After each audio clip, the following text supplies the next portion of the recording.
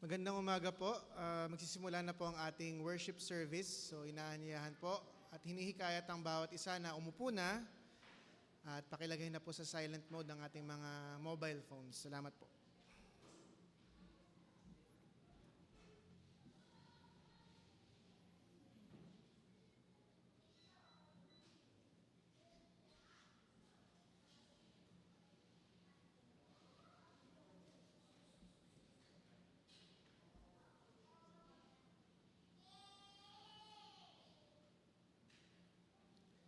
Christian Community Church of Novaliches, a blessed morning to all of us.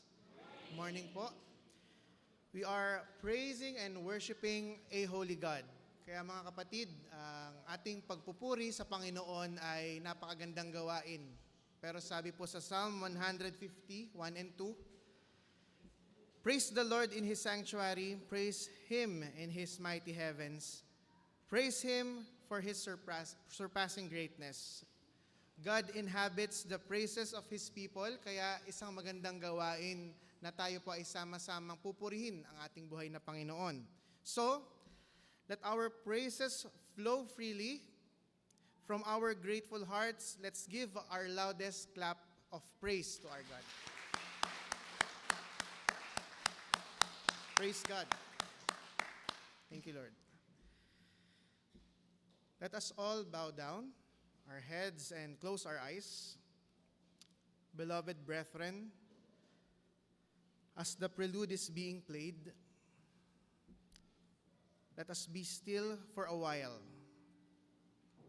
and in silence, let us raise our highest praises to the immortal, invisible God, only wise, most blessed and most glorious.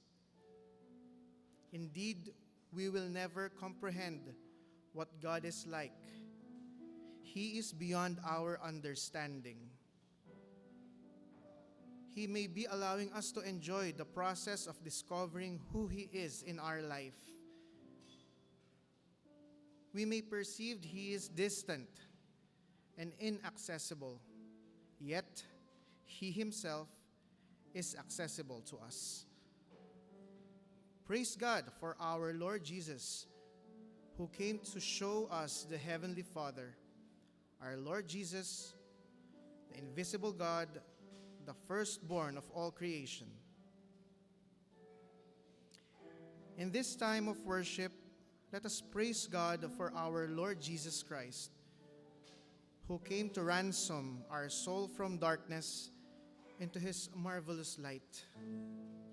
Our Lord Jesus, who loves us so much, more than we can imagine.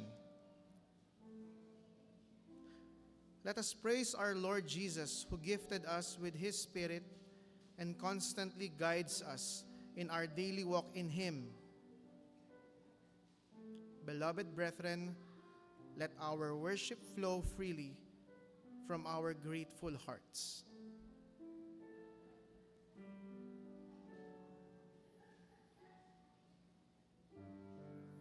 Let us all stand.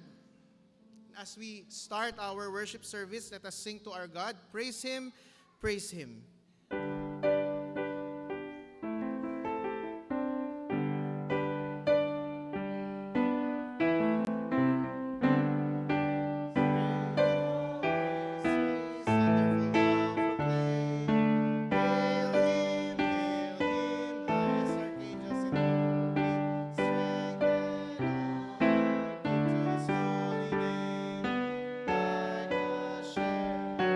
Jesus will guide His children.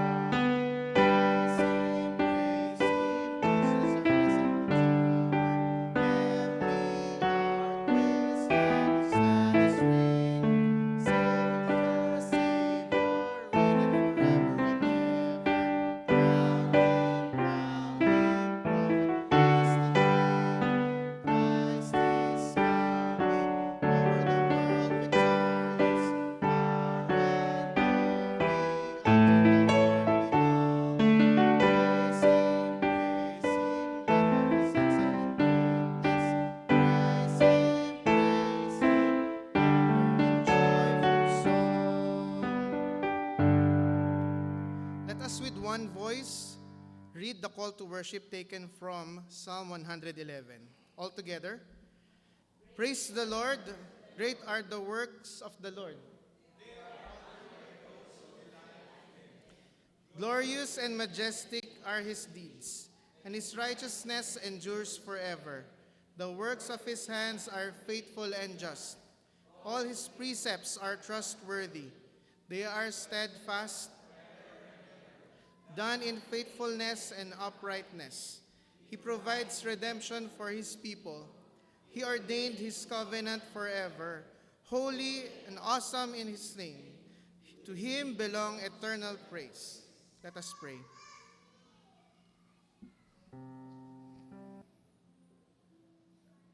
Psalm 51 verse 5 says, Behold, I was brought forth in iniquity, and in sin my mother conceived me. Panginoon naming Ama, kayo po ang lumikha ng langit at lupa. Kayo po ang una at huli. Kayo po ang nagbigay buhay sa amin from our mother's womb. A miracle it may seem. Yet Lord, we recognize with this, in the beginning, Lord, alam namin na kami po ay pinanganak na makasalanan. But you are a holy God, a loving yet righteous God.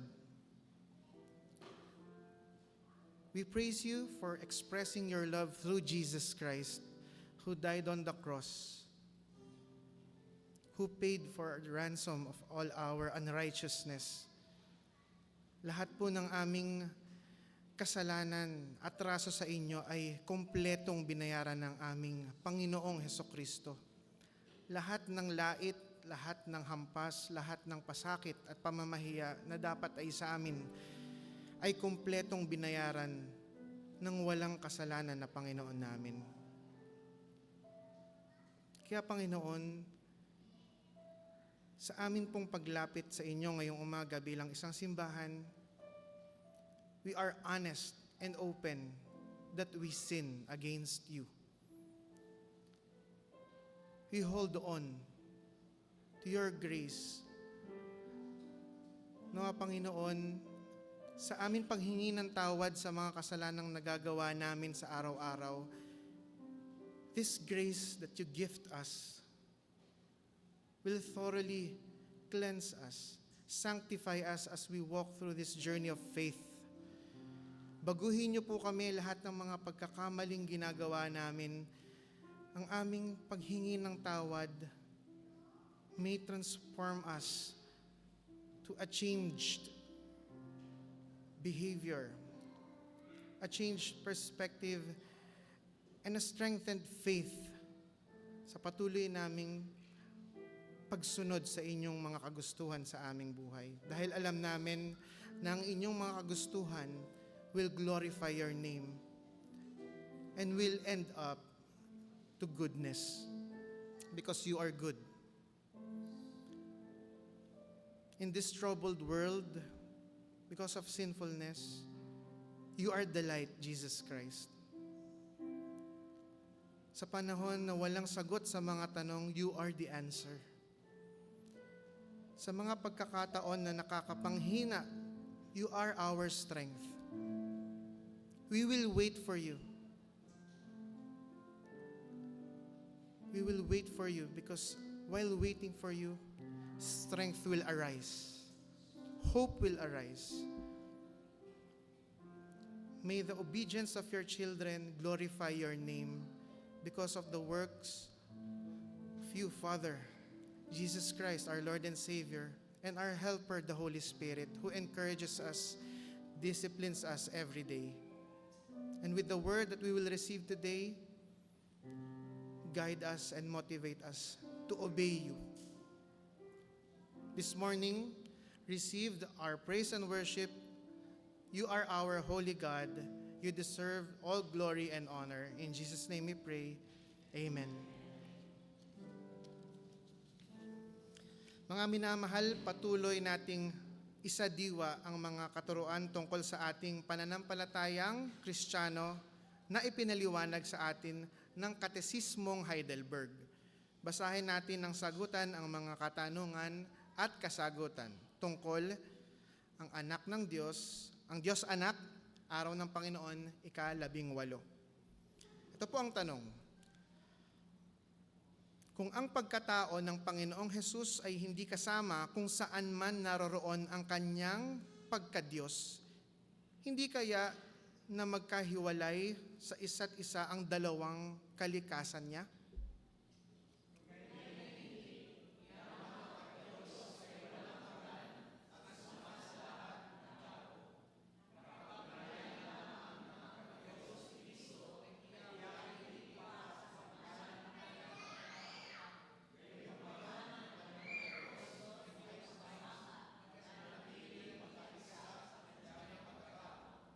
Tanong, paano makakatulong sa atin ang pag-akyat sa langit ni Kristo?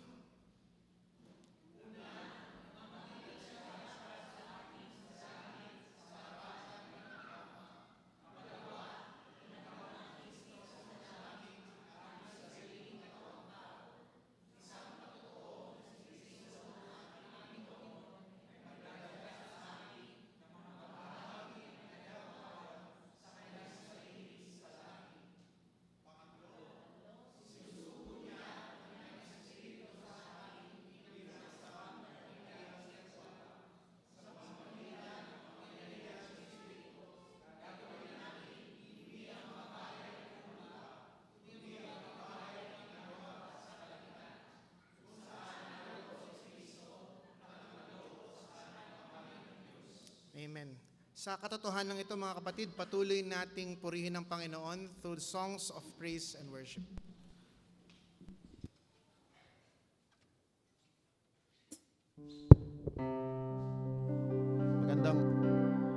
Magandang umaga po, mga kapatid. Ayan, tulad ng ating binasa kanina, no, ang ating Panginoong Hesus ay nakaluklok sa kanang kamay ng Diyos Ama.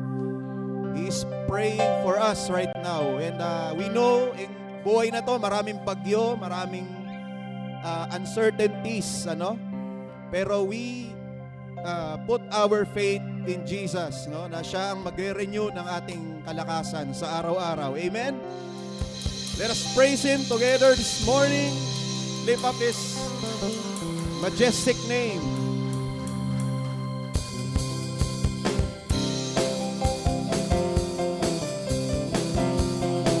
Taas natin ang pangalan ng Panginoong Hesus. Siya ang Diyos magpakailanman. Let us sing.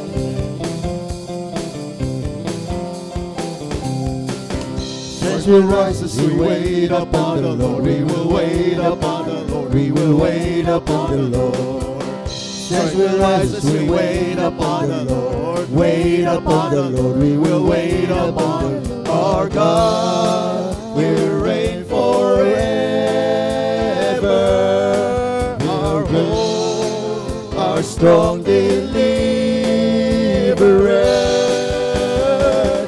You are the everlasting God, the everlasting God. You do not faint, you won't grow weary. You're the defender of the weak. You comfort those in need. You lift us up on wings like eagles.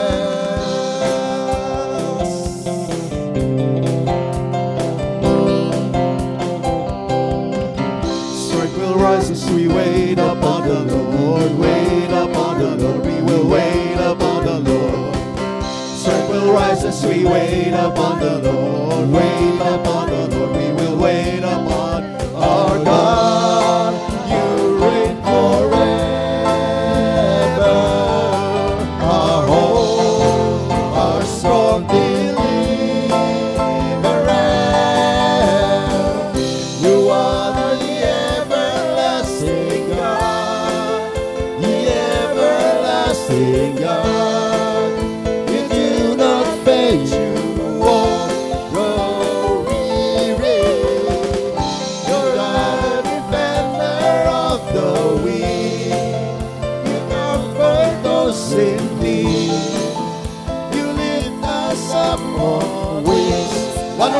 sing. You are the everlasting God, the everlasting God. You do not faint, you won't grow weary. You're a defender of the weak. You comfort those in need. You lift us up on wings like eagles. Let the praise continue to rise to Him.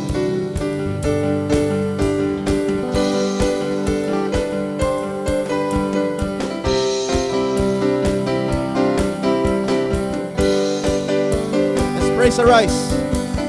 Grace is rising, eyes are turning to you. We turn to you. Hope is stirring, hearts are yearning for you. We long for you. We long for you. 'Cause when we see you, we find strength to face the days. And in your presence, all our fears are washed away. Wash away. Hosanna, Hosanna.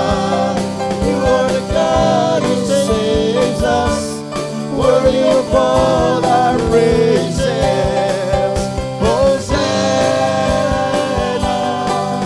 Hosanna. Come have your way among us. We welcome you here, Lord Jesus. Hear the sound of hearts returning to you. We turn to you. In your kingdom, broken lives are renewed. Make us new. You make us new. 'Cause when we see you, we find strength to face the day. In your presence, all our fears are washed away. Wash away. Hosanna, Hosanna. You are the God who saves us, worthy of all our praises. Hosanna, Hosanna. Come have your way among us. We welcome you here, Lord Jesus.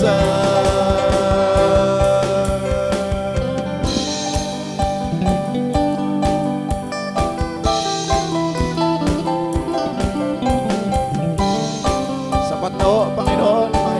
Makita namin ang iyong mukha. Ang kalakasan ni Marinyo. 'Cause when we see you, we find strength to face the day. In your presence, all our fears are washed away. 'Cause when we see you, we find strength to face the day. And in your presence, all our fears are washed away. Wash away. Hosanna, Hosanna. You are the God who saves us, worthy of all our praises. Hosanna, Hosanna. Come have your way among us. We welcome you here.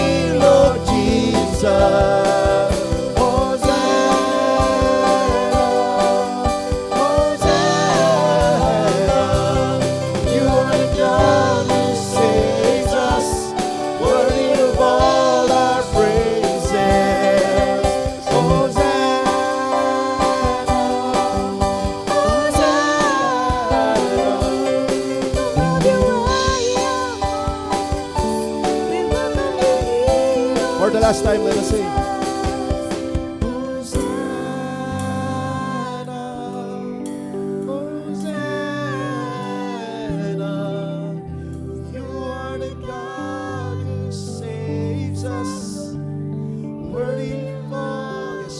Worthy. Hosanna, Hosanna, come have your way among us. We welcome you here, Lord Jesus.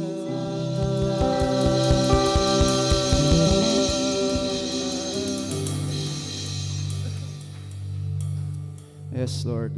We will never, ever faint, Panginoon, singing your praises, Lord. Maraming ulit na naming kinakanta ang mga kantang ito, Lord. Ngunit, gaya ng mga kinanta namin, you are worthy, Lord God, because you alone are sovereign in everything, in every aspect of our life, Lord God. You are there, and put our hope and trust in you.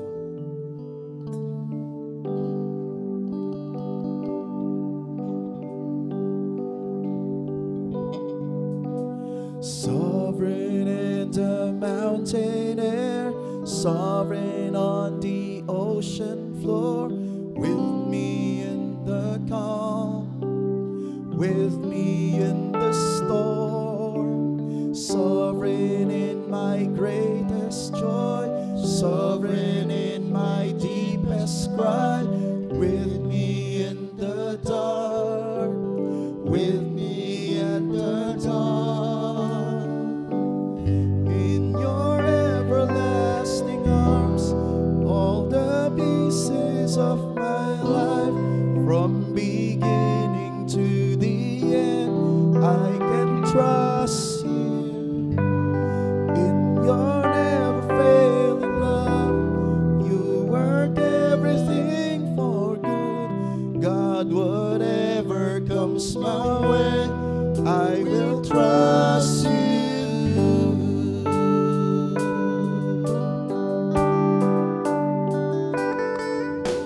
Sovereign in the mountain air, sovereign on the ocean floor, with me in the calm, with me in the storm, sovereign in my greatest joy, sovereign in my deepest cry, with me in the dark, with me at the dawn.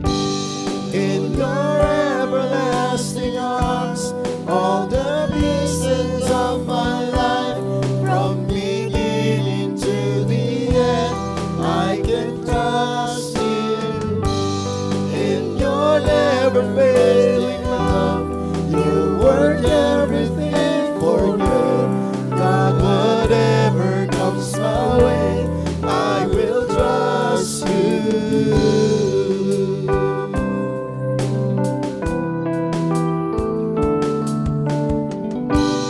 All my hopes, all I need, held in your hands.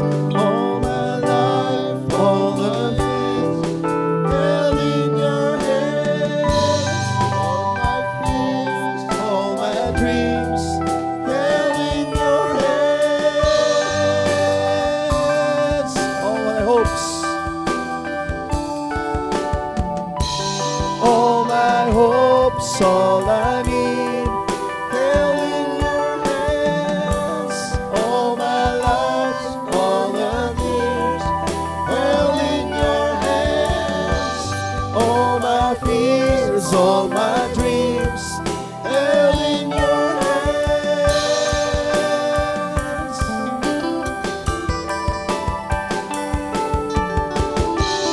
In your everlasting arms, all the pieces of my life, from beginning to the end, I can trust you.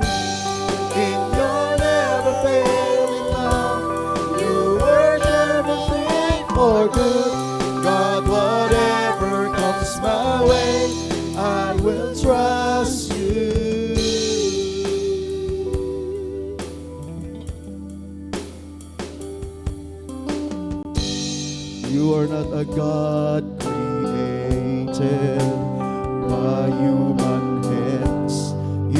not a God dependent on any mortal man. You are not a God in need of anything we can give by your plan. That's just the way it is. You are not a God. You are not a God created by human hands. You are not a God dependent on any mortal man. You are not a God in need of anything we can give by your plan. That's just the way it is.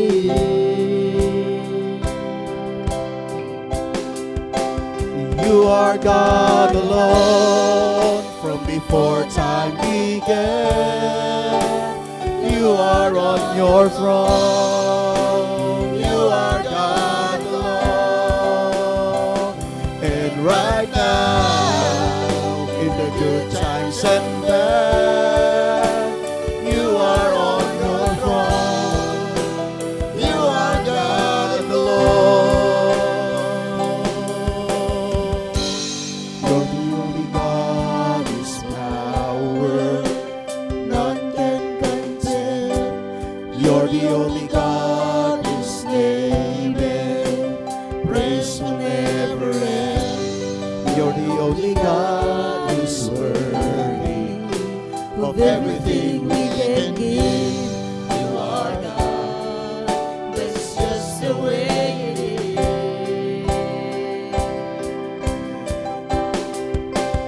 You are God alone from before time began. You are on your throne. You are God alone. And right now, in the good times and bad, you are on your throne. You are God alone. You're unchangeable. You're unshakable. You're unstoppable. That's what you are. You're unchangeable. You're unshakable. You're unstoppable. That's what you are. You're unchangeable. You're unshakable. You're unstoppable. That's what you are. Once again, let us sing. You're unchangeable. You're unshakable. You're unstoppable. And that's what you are.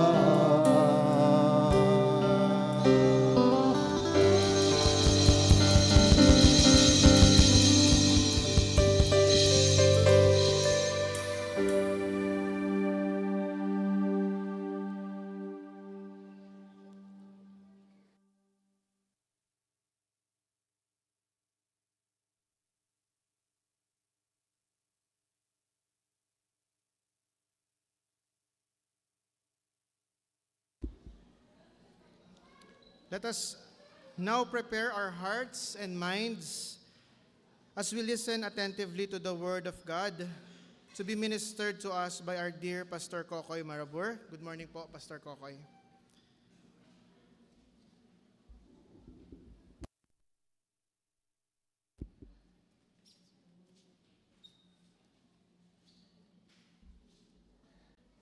Good morning, brothers and sisters. Sa pagkakataon nito, ako'y muli pong nagagalak at nabigyan muli tayo ng pagkakataon ng ating Panginoong Hesus para tayo po ay mapaunlakang maipagpatuloy ang ating pong sermon serye for the first quarter of this year.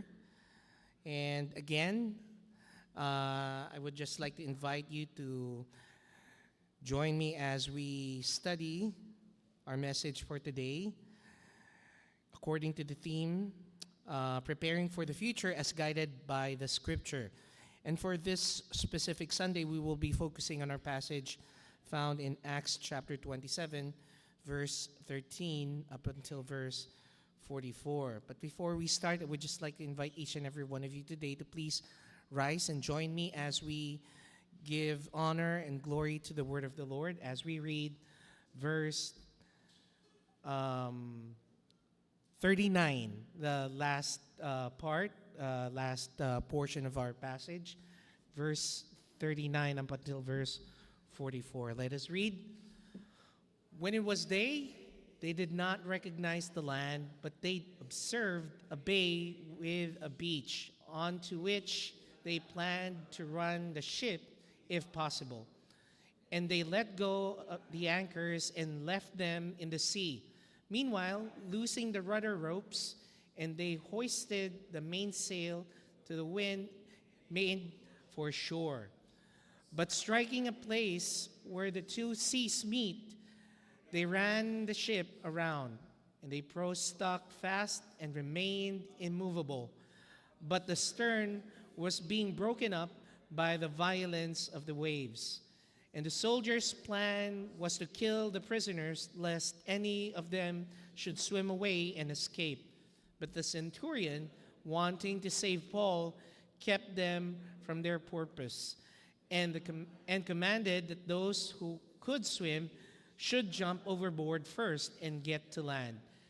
And the rest, some on parts of the ship, and so it was that they all escaped safely to land. Purihin po ang pagkabasa ng salita ng ating Panginoon. Manatili po kayong nakatayo at ako po'y samahan ninyo sa pananalangin. Tayo po'y manalangin. Banal na Ama, muli po kami nagpapasalamat sa pagkakataon nito na ipinagkaloob niyo po sa bawat isa sa amin na muli po naming mabisita at masaliksik ang mga pangako po ninyong ipinagkaloob sa amin mula sa inyong salita. Naway, Panginoon, sa pagkakataong ito, gabayan nawa po kami ng inyo pong banal na Espiritu.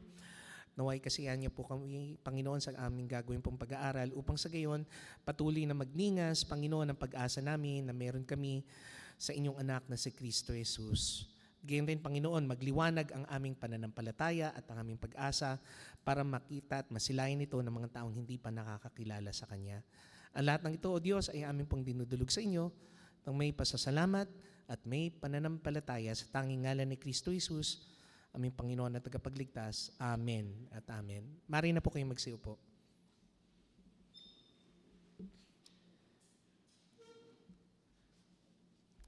Naalala ko po, madalas po tayong kino-cover bilang isang bansa na marami pong mga international news agencies. Lalong-lalo na pagdating ho ng mga kalamidad gaya po ng bagyo. Kasi madalas nga po na tayo po ay dinadaanan ng mga ganitong uri ng delubyo. At para po sa atin bilang mga Pilipino, tayo po ay parabang sanay na, ika nga. Madalas nga po nang nakikita at pinapakita ng mga news agencies at social media sa iba't ibang parte ng mundo kung gaano tayo ka-resilient bilang mga Pilipino. Saan ba naman kayo makakakita na abot dibdib na ho yung baha, nagagawa pa hong mag-inuman sa kanto. Kumbaga nakasalbabida pa yung Red Horse. Sorry, nag-plugging pa ako no? So, doon natin makikita na ang Pilipino, kahit na sa anong uri man na sakuna, marunong mag-adjust, ika nga. Sabi nga ba naman nila, sino mag-a-adjust? Yung bagyo, di ba? Pero minsan rin, meron puring hindi magandang aspeto rin yung pagiging adaptable nating mga Pilipino. Kasi para bang ang dating sa atin, hindi natin siniseryoso yung ating kondisyon o yung ating kalagayan. To the point na parang sinasabi lang natin, sige, hayaan mo na, bahala na, di ba? Kaya nga doon natin nakuha yung yung bahala na si Batman mentality. Di ba? So, minsan, yun yung dalawang aspeto ng ating pong pagiging adaptable as Filipinos na medyo may kagandahan at medyo may kamalian po. Paano na lang kung halimbawang meron tayong mga sagupain ng mga bagyo sa buhay natin na hindi na ho natin kayang pasanin. Hindi na ho natin kayang mag-adjust, ika nga, kasi paano na kung sagad na ho tayo, ika nga. Kumbaga, hindi lang po nilipol yung mga ari-arian natin. May mga mahal na tayo sa buhay na nawala. Di ho ba? Mahirap na ho sigurong ngumiti sa camera pag ganon. Kaya nga po sa pagkakataon na ito, mas maganda na pakaisipin po natin bilang mga mananampalataya kay Kristo yung tamang aspeto na dapat tayong magkaroon sa tuwing tayo'y haharap sa mga bagyo. At yun yung pagkakaroon ng tunay na pag-asa. Ang tunay na pag-asa po natin hindi po nagmumula sa mga bagay na pwedeng ibigay sa atin ng mundo. Hindi ito kayang ibigay ng wish ko lang, ni Tulfo, o kahit na ano pang mga pwede nating hingian na foundation, ika nga. Ang ating pag-asa, tunay sa ating buhay, ay si Kristo lamang. Kaya nga po bilang patotoo, dito po sa ating talata na tututukan ngayong umagang ito, makikita po natin kung paano po natin makukuha yung tamang perspective with regards to us being able to surpass the storms in our lives. First, we can see the reality na ang mga bagyo sa buhay ho natin ay mga bagay na hindi talaga natin naaasahan na dumating. Hindi po natin ito kayang kontrolin at ito po ay hindi maiiwasan. As seen in Acts chapter 27 verse 13 up until verse 15. Makikita po natin dito na smooth sailing sila noong mga panahon na sila po ay naglalayag papunta sa Macedonia. In verse 13, makikita po natin na malumanay pa ho yung hangin na kanilang kinakaharap habang malapit na po sila at papalapit na doon sa bayan ng Crete. Pero nagbago lahat nung verse 14. Ano po yung nangyari? It says there, but no long after a tempestuous headwind arose called Euroclydon. Yan, hirap pong i-pronounce. So ako na lang po magpo-pronounce para sa inyo. Euroclydon. Yan. Yung pong Euroclydon, ito raw po ay isang uri ng hangin na madalas pong kinatatakutan ng mga sinaunang mga manlalayag, ng mga mandaragat, noong mga panahon na yon dahil sa kanyang destructive power. Sobrang lakas po kasi nito eh. Nung araw, yung mga sailors on board knew that they were clearly in for a bad time when they faced this kind of wind. And to give you a more background regarding this type of wind, ito po yung kadalasan pong cyclonic northeast wind na madalas pong tumatama sa Mediterranean area. Madalas po itong nangyayari kapag nasa kalagitnaan na po ng autumn and winter season. Sa Pilipinas, may counterpart po itong hangin na ito. Ang tawag po natin dito ay yung hangin na amihan. Yung amihan, madalas po, hindi man ito kasing lakas ng habagat, pero may kakayanan po itong magdala ng mga bagyo sa ating area of responsibility. So, most likely, kung i-describe po natin ng Euroclydon, mas nalalapit po siya sa lakas ng hanging amihan. Pansinin rin po natin, as seen in Acts chapter 27 verse 16 to 20, makikita po natin na itong mga mandaragat ho na ito na madalas na rin po sigurong nakakasalamuha itong hangin na ito, itong bagyo na ito, madalas yung napapangunahan ng kanilang instinct, skills, and experiences tuwing haharapin po nila itong delubyo na ito. Pansinin po natin in verse 16 kung ano po yung mga ginagawa po nila. Verse 16 tells us that the sailors that faced this wind has already experienced a lot. Bakit kanyo? Kasi sa verse 16, makikita po natin, sinecure na kagad nila yung skiff. Ano po yung skiff? Isa po itong maliit na bangka na kadalasan pong parang lifeboat, kung tawagin na natin sa mga barko natin ngayon. Ito yung mga maliliit na bangka na naka-attach sa barko na kung halimbawang magkaroon man ng problema, pwede pong takbuhan ito ng mga tao para makalikas sa paglubog ng kanilang barko. So ang ginawa po nila, ipinasok na nila ito kaagad sa loob ng barko kasi baka raw po ito ay mawala dahil sa sama ng panahon. Sinecure na ho nila ito. Pero kung makikita rin po natin, batay na rin po dun sa perspective ng nagkukwento, alam naman po natin na ang Book of Acts ay has been authored by Dr. Luke. Sa pagkakataon ho na ito, si Luke ay kasama ho dito sa barko na ito. At dito rin sa pagkakataon na ito, kasama ni Luke, sino?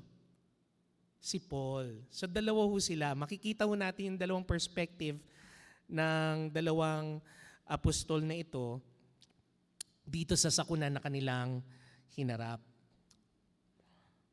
Another thing, makikita rin po natin in verse 17 kung gaano na rin po sila ka-experienced pagdating po sa pagharap ng mga ganitong uri ng mga delubyo. In verse 17, makikita po natin na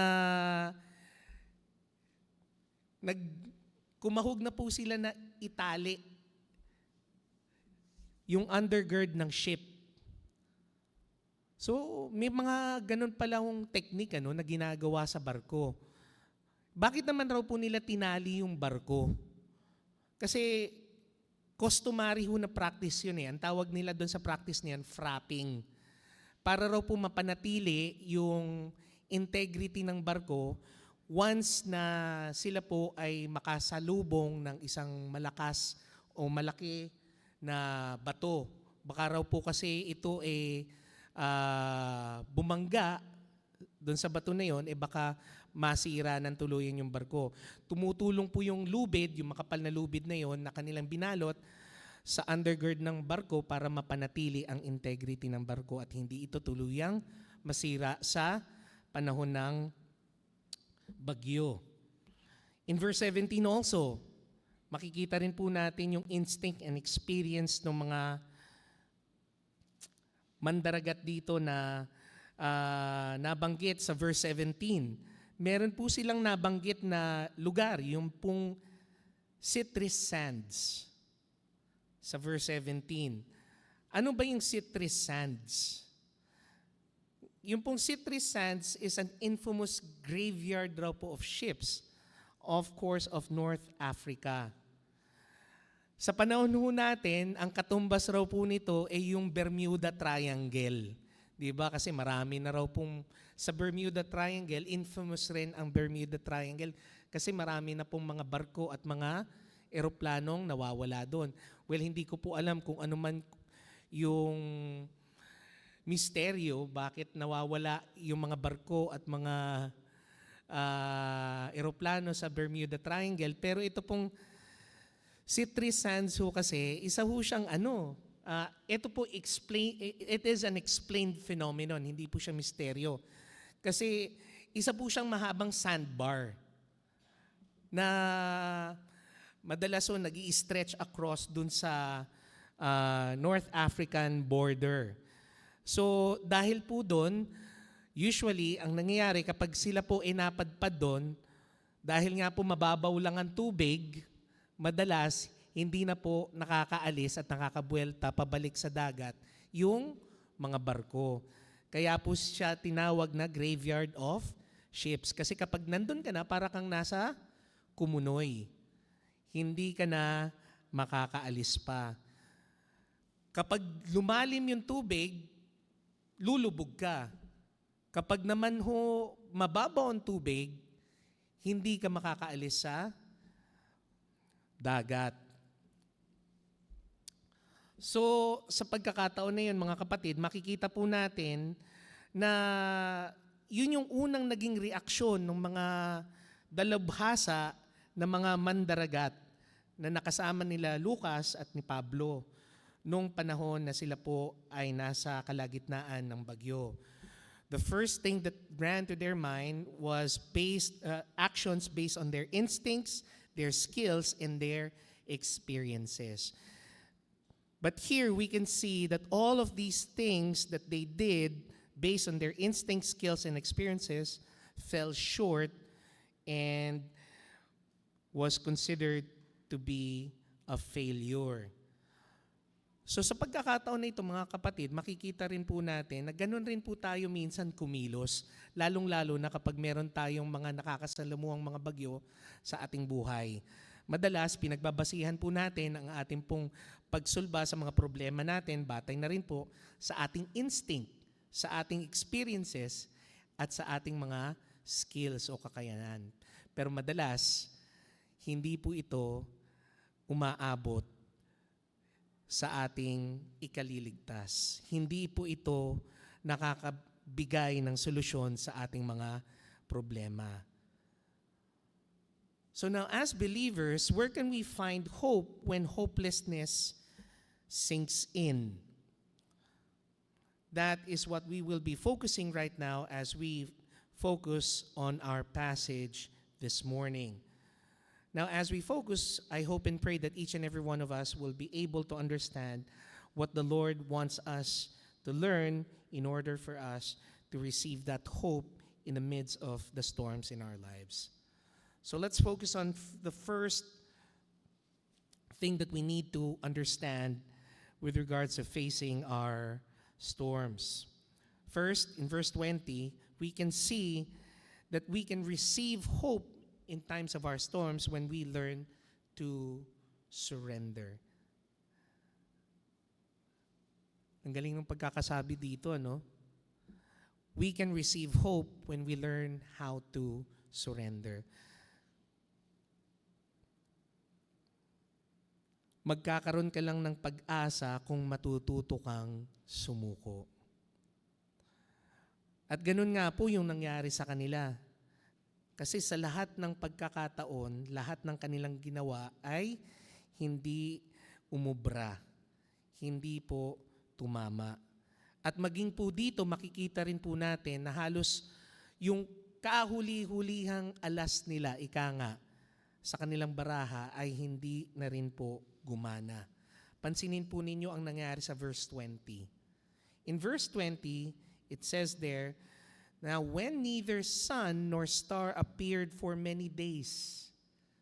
Sandali, pastor, bakit naman sila nag-aalala kung walang araw o wala man lang silang makitang mga bituin sa kanilang paglalayag?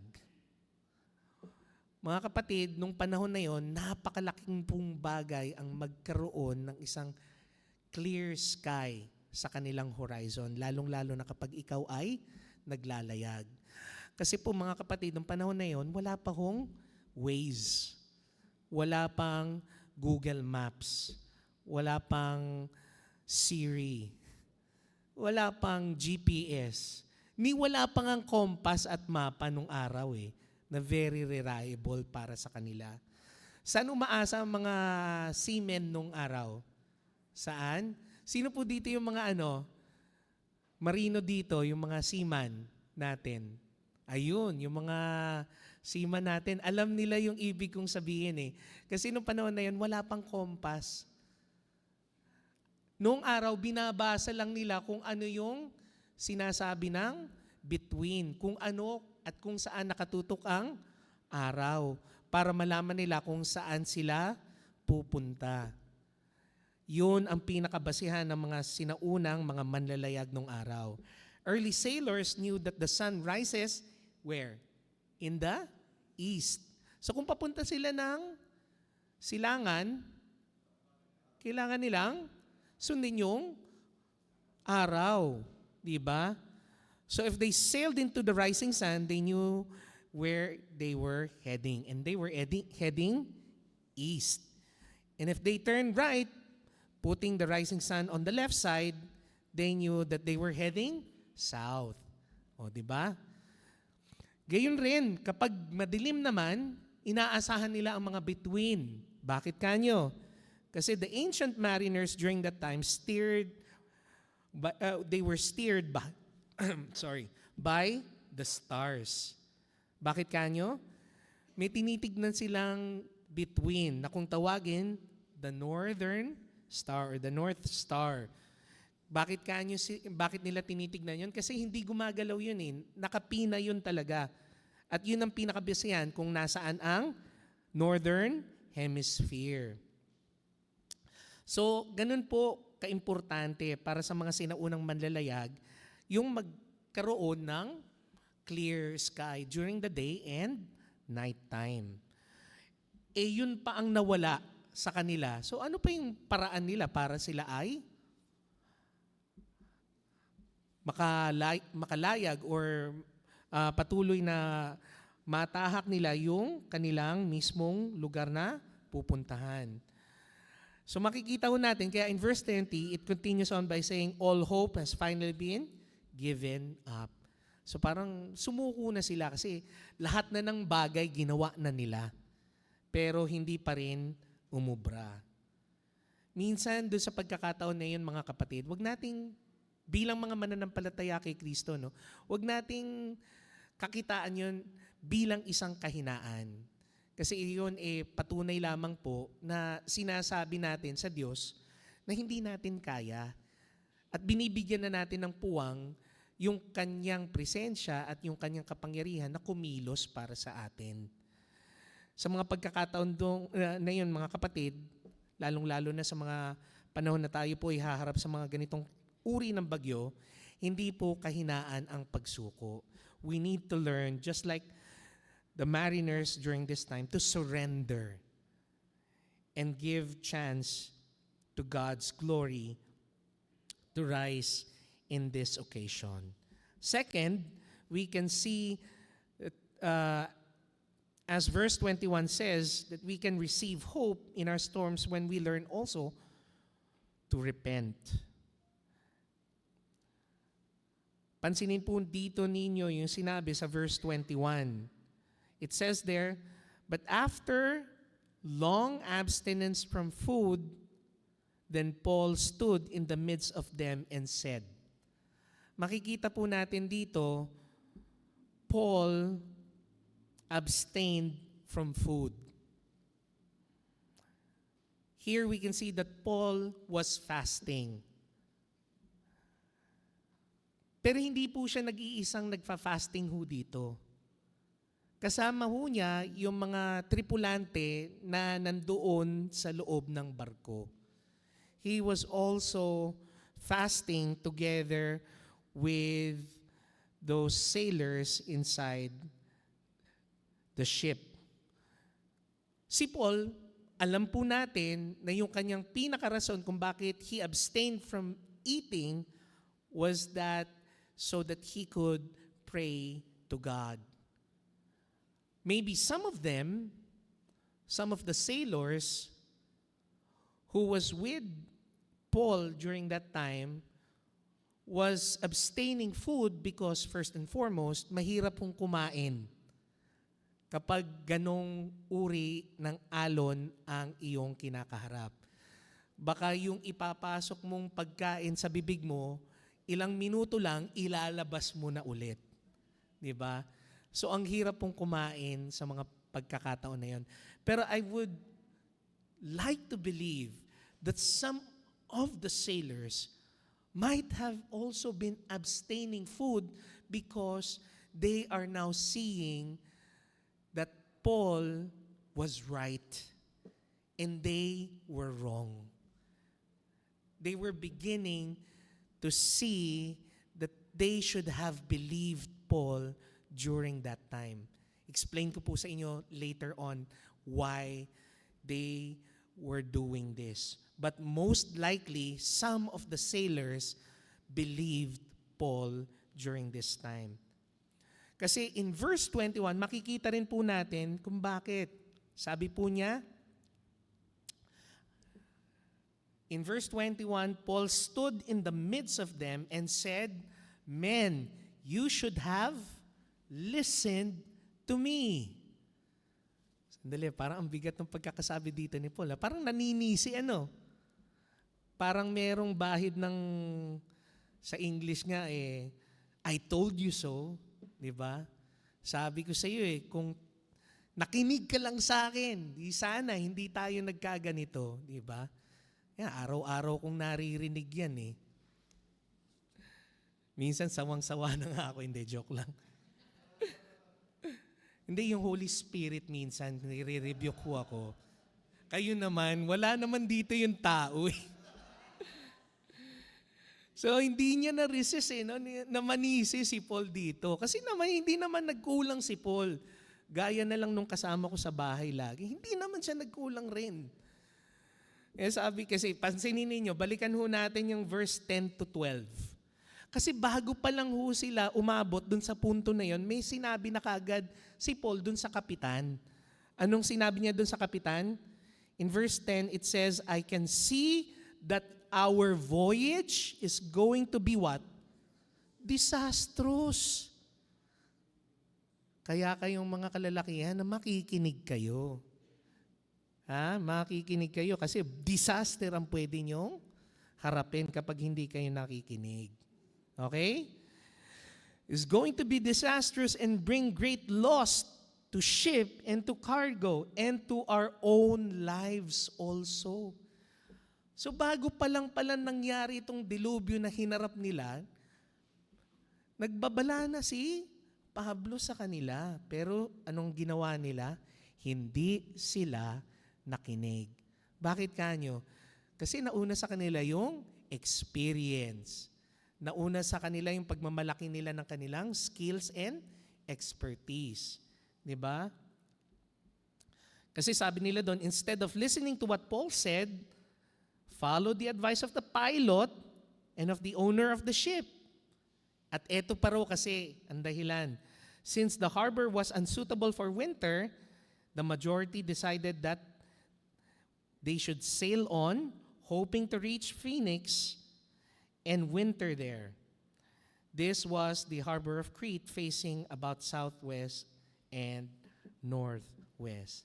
So nakita nyo, no? Nagbabala na pala pero hindi pa rin tinanggap yung babala. Pero ang kagandahan dito mga kapatid, in verse 22, nakita nyo pa rin kung paano kumilos ang Diyos na kahit hindi sumunod yung mga tripulante sa barko, He was still gracious enough to save them even though they were gravely facing the consequences of their disobedience. Ano po sabi sa verse 22? And now I urge you to take heart. Sabi ni Pablo sa kanila, there will be no loss of life among you. So sabi ni Lord sa kanila, huwag na kayong matakot, walang mamamatay sa inyo. Kung meron mang masisira, meron mang mawawala, yun yung barko. Pero kayong lahat, buhay. Diba? Mabuti ng Diyos no? Kahit na disobedient ang mga tao.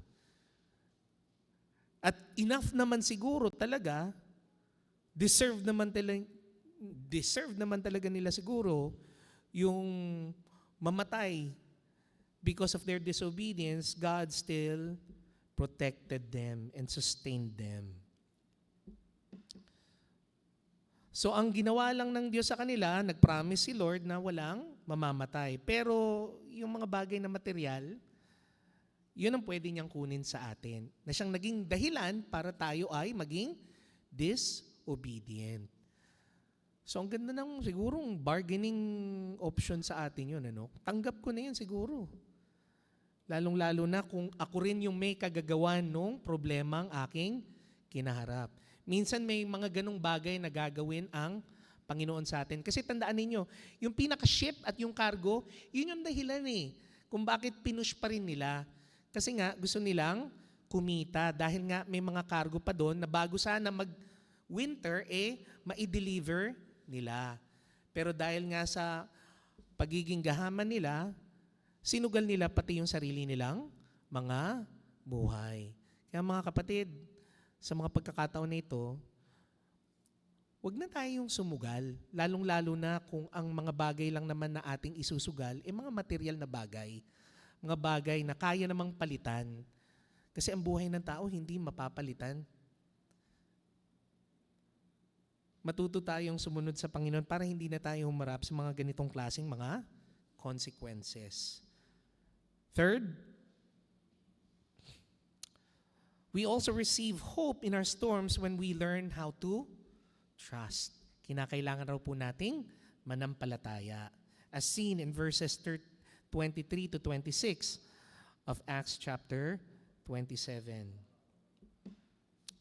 Here we can see that an angel of the Lord appeared to Paul and did more than to assure Paul's survival. Hindi lang po niya sinigurado yung kaligtasan ni Pablo. Because Paul already knew that he would survive. Alam naman na po ni Pablo na maliligtas siya mula doon sa dilubyo na yon.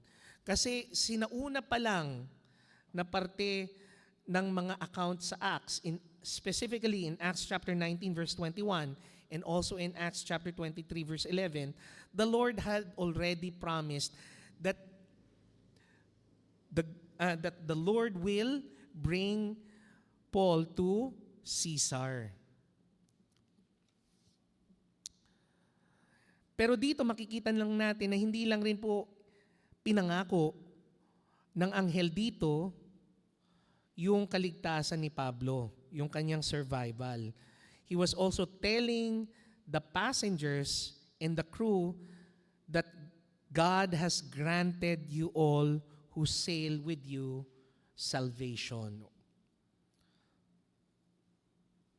Kaya nga po dito in verse 24, makikita po natin, the angel reiterated to Paul that he should not be afraid. Ano po yung pakahulugan kung bakit niya sinabi doon na huwag siyang matakot sa presensya ng anghel na yon? This must mean that there was a reason why Paul needed to heart those words, because he struggled fear in such circumstances like any man. Alam niyo po, minsan makikita pa rin po natin na kahit na alam natin by heart that God will never forsake us nor leave us, He will continue to sustain us and protect us. May mga pagkakataon pa rin na may takot tayong nararanasan. At yung takot na yun hindi na itago dun sa mata ng anghel. Kasi kahit na sino ba naman pong tao, lalong-lalo na sa gitna ng dilubyo na ganong uri, matatakot at matatakot rin. So sa mga pagkakataong ito, pinaalalahan pa rin tayo ng ating Panginoon na huwag tayong matakot. Patuloy na manalig sa Kanya. In verse 25, mababasa rin po natin doon yung sinabi,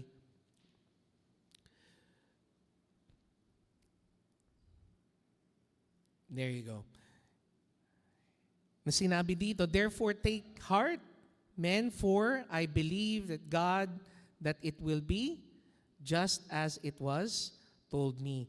So dito makikita na po natin na dahil nanatili at nanindigan si Pablo sa pananampalataya sa Panginoon, hindi niya po tinago yung ano na yun yung pag-asa na yun na meron siya. Makikita po natin na ang agad-agaran po niyang ginawa ay ipaalam rin yung pinangahawakan niyang pag-asa at pananampalataya doon sa mga taong natatakot rin sa kanilang magiging kalagayan. So dito mga kapatid, makikita natin yung kahalagahan na kung meron ho tayong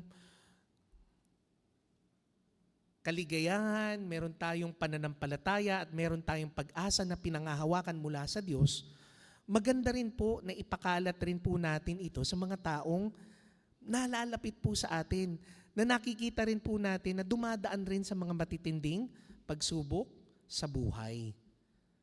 Pinaalalahanan tayo ng ating Panginoon na huwag po nating sarilinin.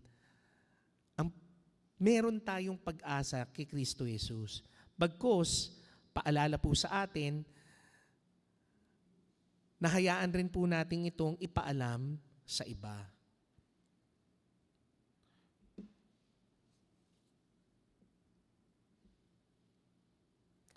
Next, makikita rin po natin as we continue further in Acts chapter 27, specifically in verse 27 to 29, that we can receive hope in our storms when we learn how to pray.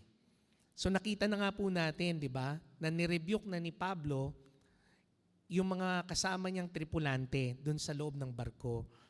At kagaya nga po ni Pablo, malamang sila rin po ay nagkaroon rin ng pagkakataon para mangilin o mag-fasting para ipakita ang kanilang pagsisisi. Dahil nga po, pinaalala ni Pablo yung kanyang babala doon sa mga tripulante na hindi nila binigyan ng pansin. Kaya ngayon sila ay naniniwala na sa kanya. Kaya nga po dito makikita rin po natin ang naging resulta ng kanilang pagsisisi at ng kanila pong pagtanggap ng kanilang pagkakamali. In verse 27, makikita po natin na yung pangako ng Panginoon sa kanila ay nararamdaman na nila. The sailors, in verse 27 it reads, the sailors sensed that they were drawing near some land. Gaya nga po ng ipinangako sa kanila ng anghel. So sensing the land was near and probably by hearing the breakers in the distance, the sailors were able to take proper precautions against being crashed against some unknown rocks. And when they dropped the anchor, tingnan niyo po, ano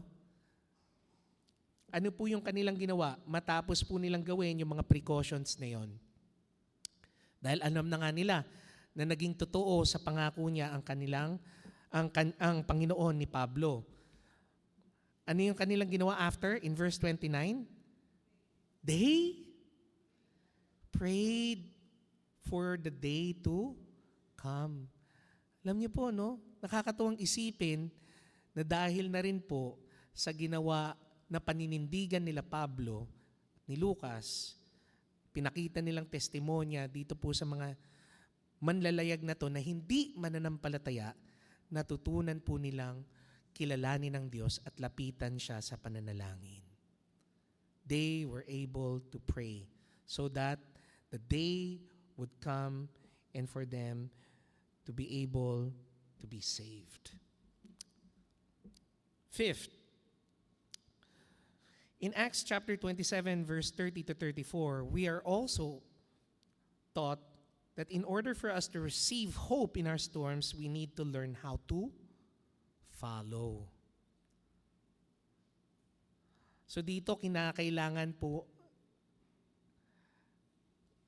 tayo na matutong sumunod. Gaya ng ginawa ng mga tripulante dito sa barko na ito nung panahon na sila po'y humarap sa delubyo. In verse 31, it reads, Paul said to the centurion and the soldiers, unless these men stay in the ship, you cannot be, what? Saved. So dito siguro, malamang nakikinig na sila kay Pablo dito. Kasi nakita nga nila na tama yung tinuran ni Pablo sa kanila at yung kanilang ginawang pagkilos bago pa lang sila humarap sa bagyo ay mali. So doon sa pagkakasabi dito ni Pablo in verse 31, Paul knew two reasons why they had to stay together. Kung bakit kinakailangan nilang magsama-sama. Una is that the ship's passenger desperately needs crew's expertise and it would be fatal if the crew abandoned the passengers. So tandaan po natin,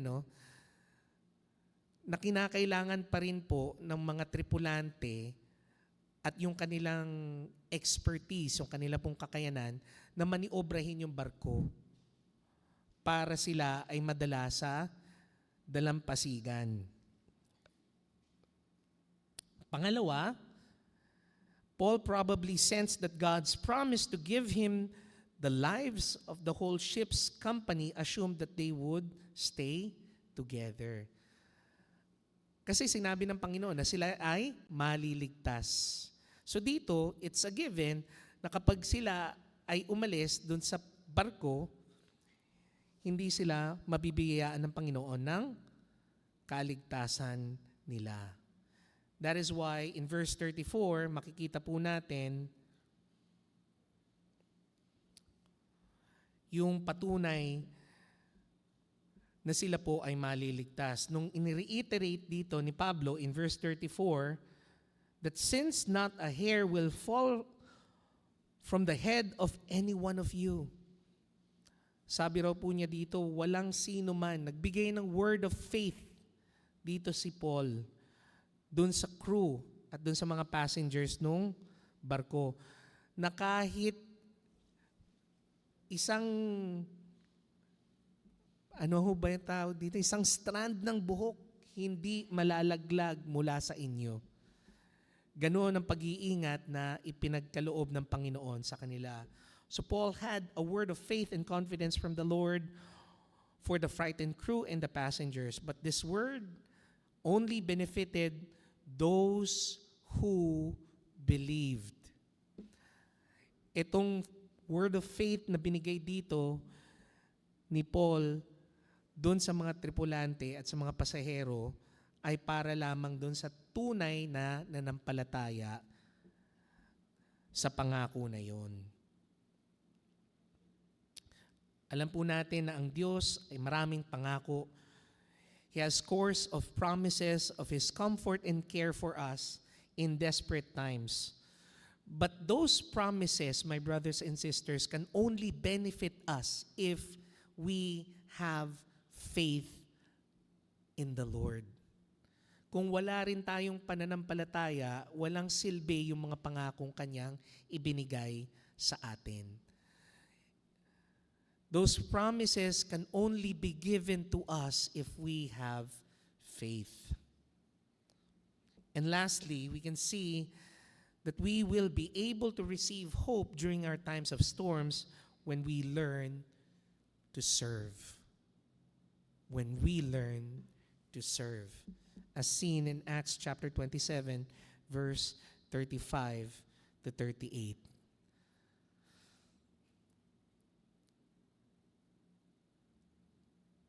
In verse 35, it reads, "And when he had said these things, he took bread and gave thanks to God in the presence of them all.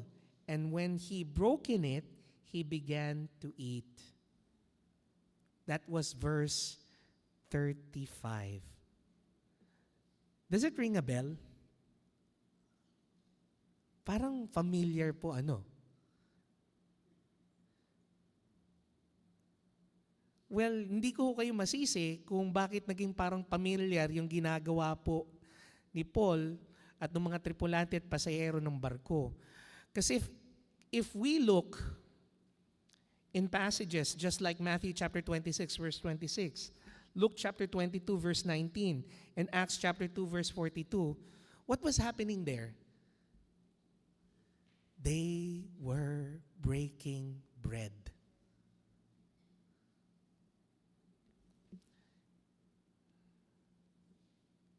Baka sabihin nyo kasi, ay pastor, baka nataon lang.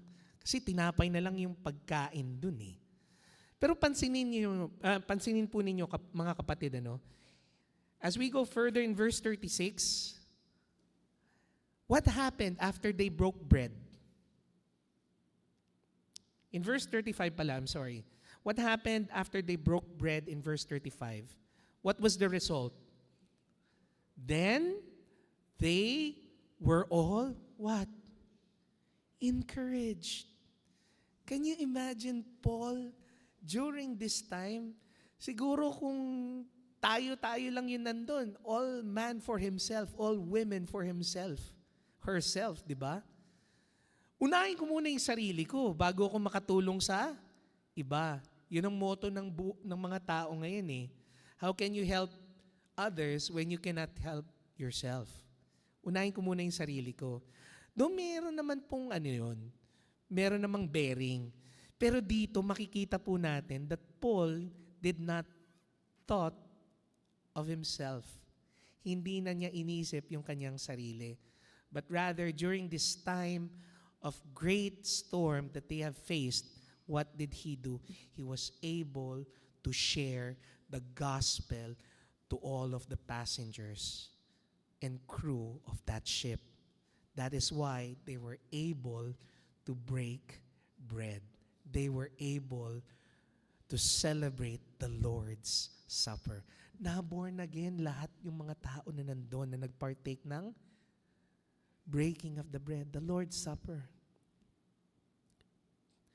He continued to serve his purpose as a minister of God, as a bearer of the gospel during that time of storm. Ang tindi ni Paul, ano? To the point na na-born again ang lahat ng mga ito and they were able to partake the Lord's Supper.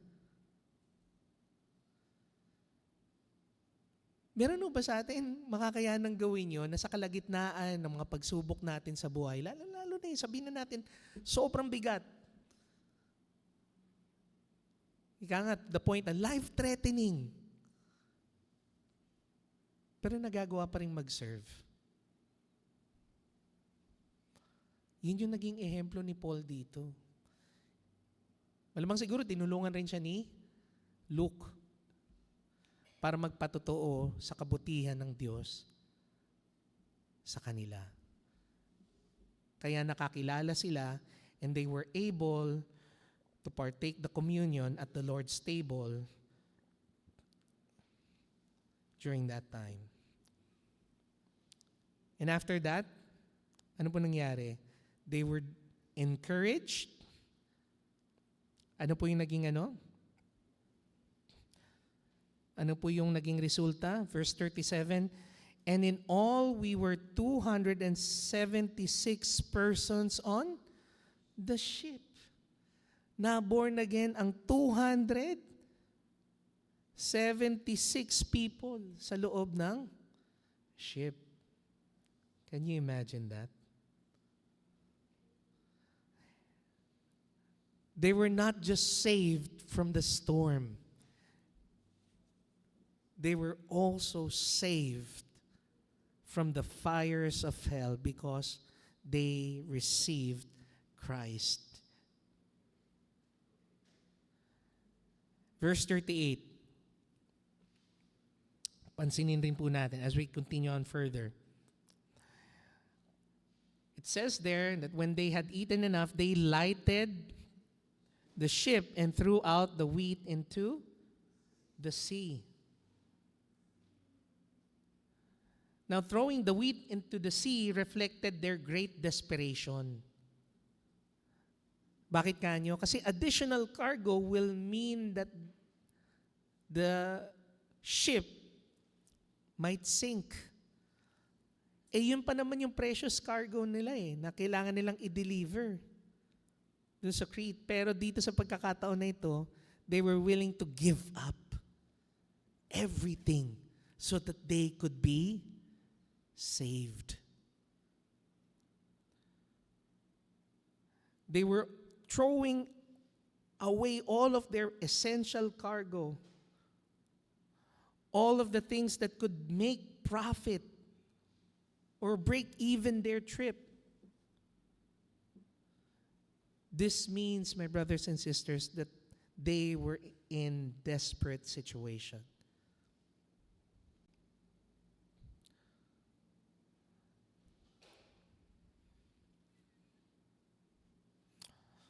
Doon natin po makikita that during our desperate times, we became more open in seeing what truly is important.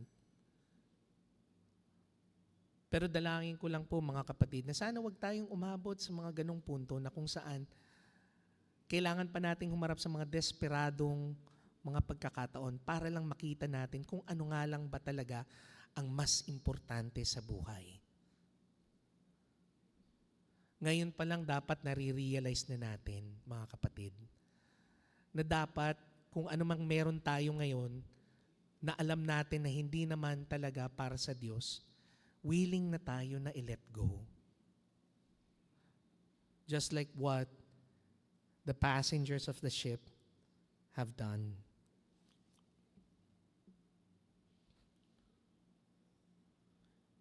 In verse 39,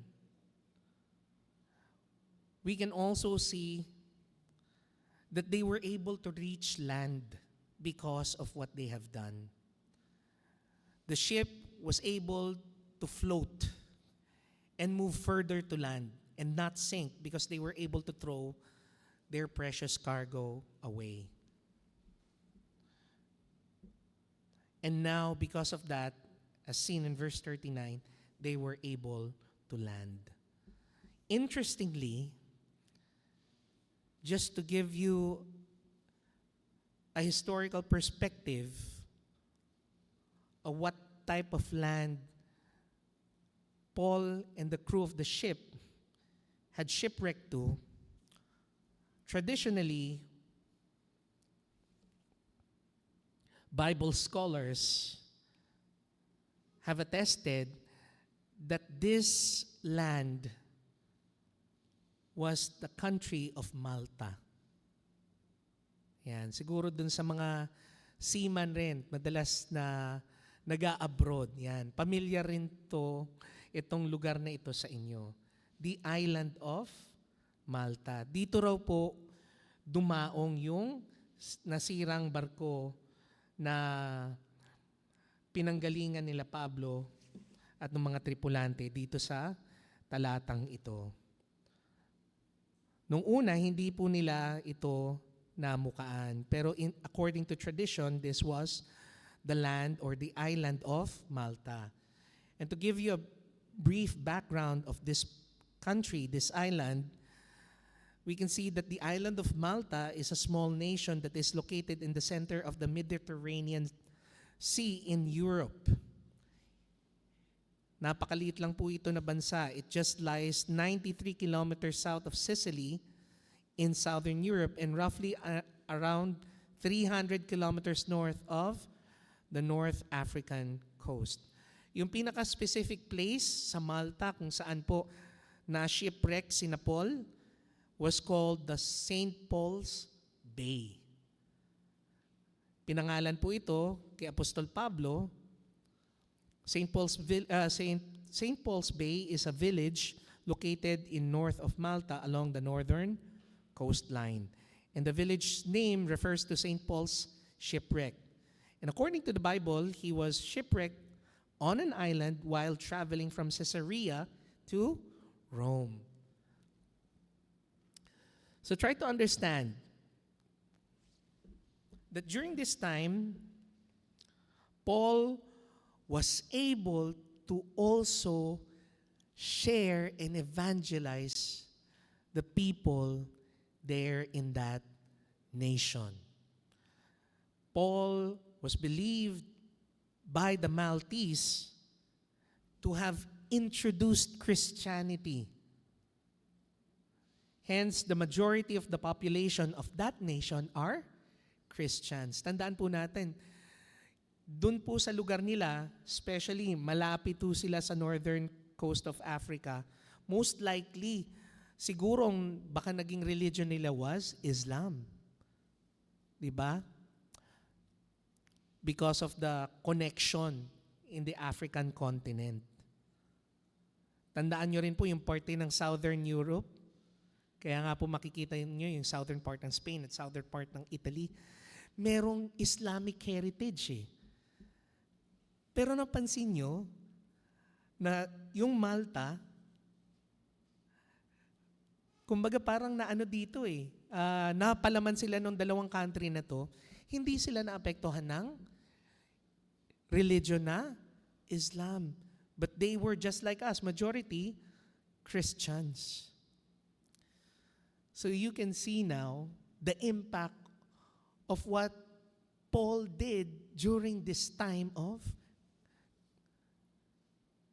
great turmoil in his life. So pinapaalalahanan tayo that one of the best things that we can do, especially when we face tragic, strong, formidable storms in our life, is to serve Christ. because during this time, He will be able to serve us mightily, just like what Paul was able to accomplish. Because God honors sacrificial serving.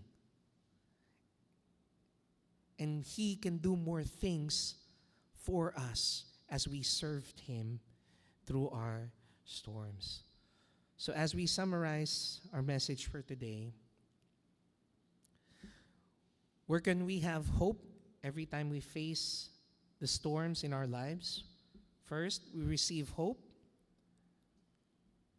in our storms when we learn to surrender. Pag natuto raw po tayong sumuko at isuko sa Panginoon ang lahat.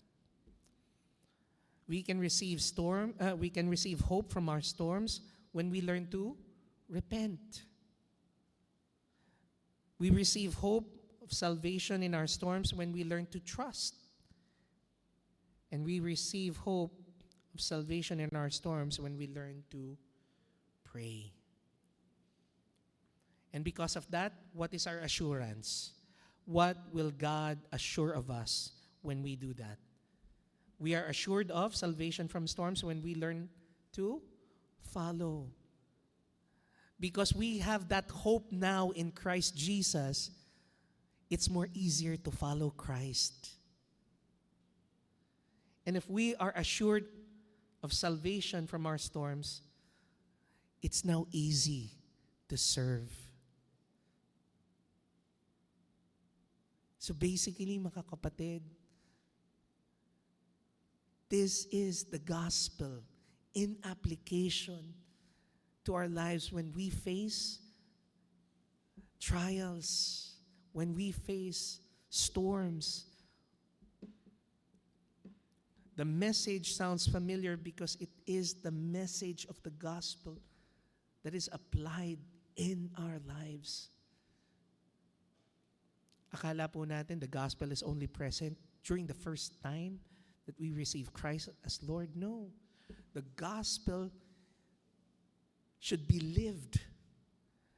Its message, its essence should be the core of our belief and should be the practice in our lives, especially when we face trials and storms in our lives.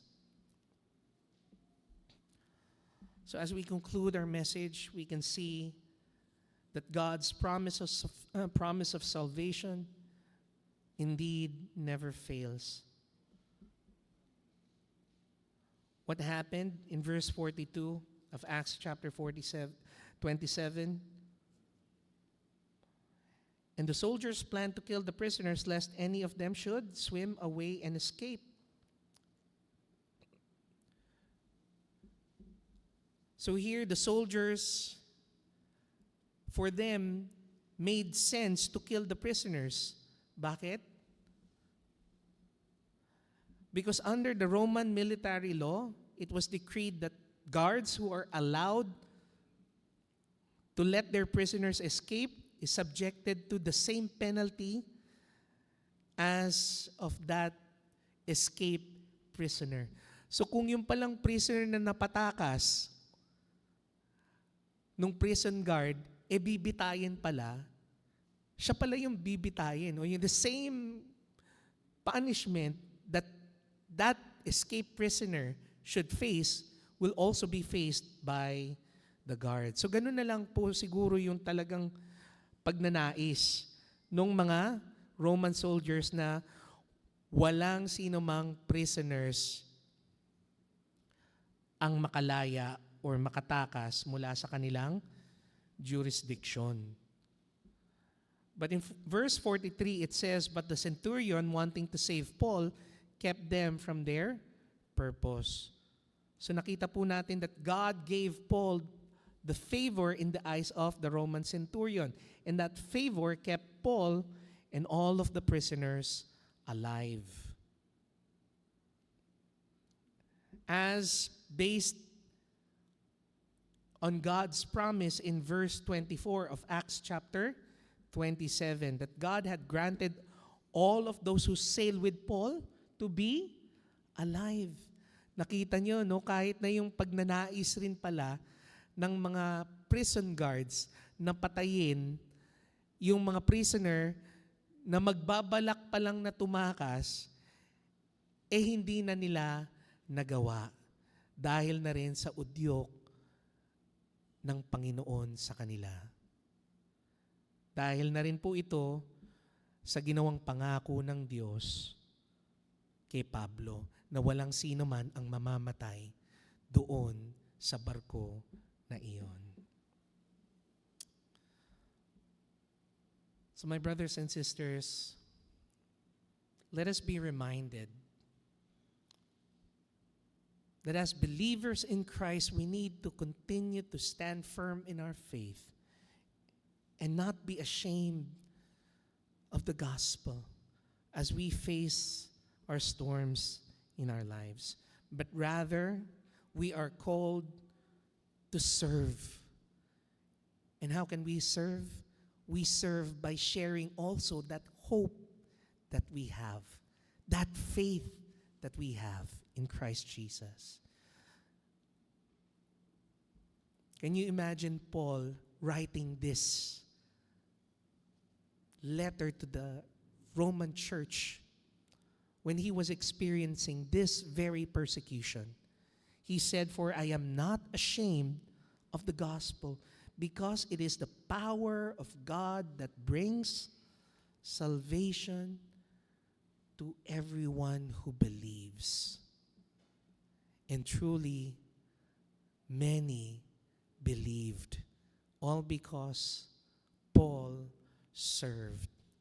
He chose to serve regardless of the trials that he was facing, regardless of the uncertain future that he was facing. That is why, again, this passage is encouraging us to continue to be faithful, continue to trust in the Lord, continue to serve Him even though it hurts. Let us pray.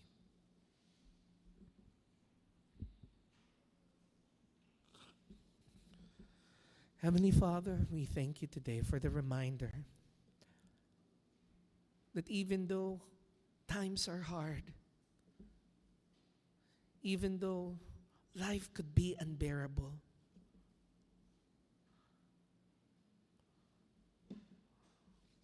we are still able to anchor our hope in you.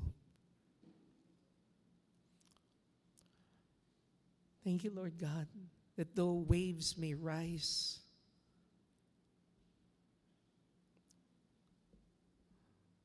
though we might feel the waves crashing in on us, you continue to give us hope.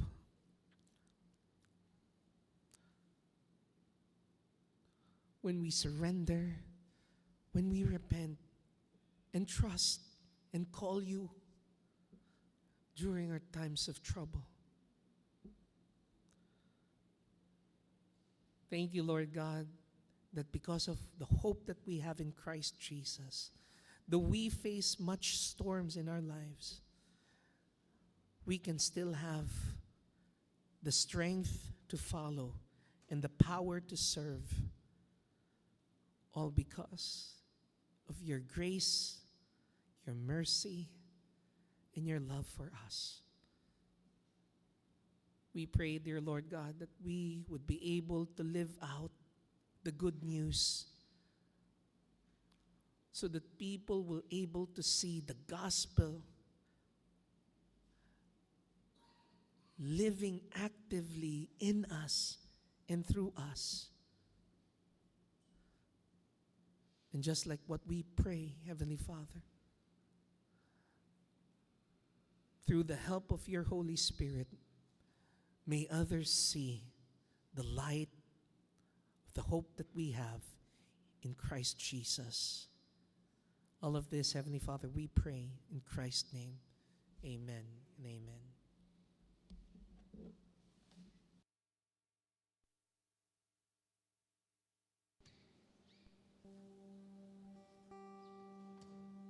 Shall we all rise and sing our song of response?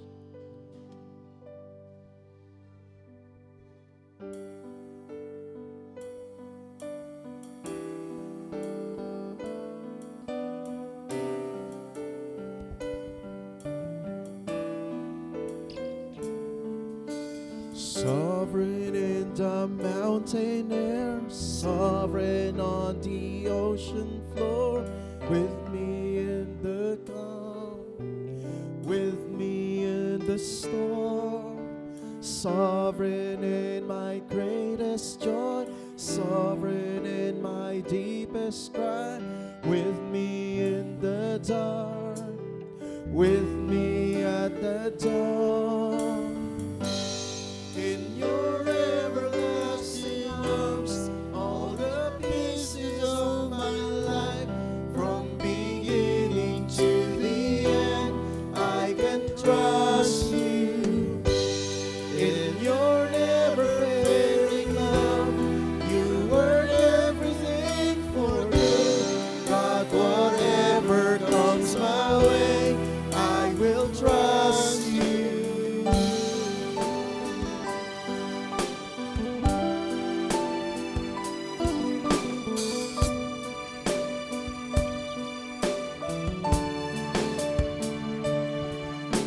Sovereign in the mountain air, sovereign on the ocean floor, with me in the calm, with me in the storm, sovereign in my greatest joy, sovereign in my deepest cry, with me in the dark, with me at the dawn.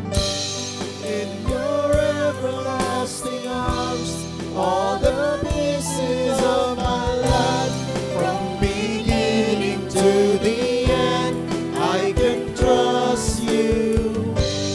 In your never-failing love, you work everything for good. God, whatever comes my way, I will trust you.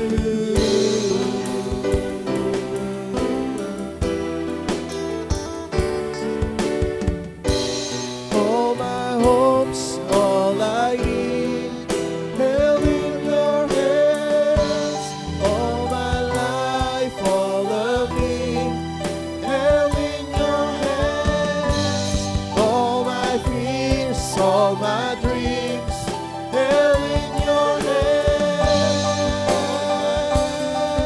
All my hopes, all my hopes, all I need, held in your hands. All my life, all of me, held in your hands. All my fears, all my dreams, held in your hands.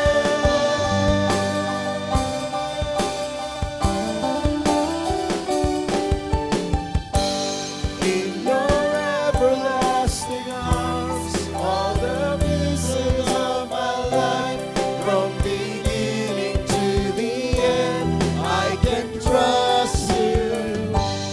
In your never-failing love, you work everything for good. God, whatever comes my way, I will trust you. God, whatever comes my way, I will trust you.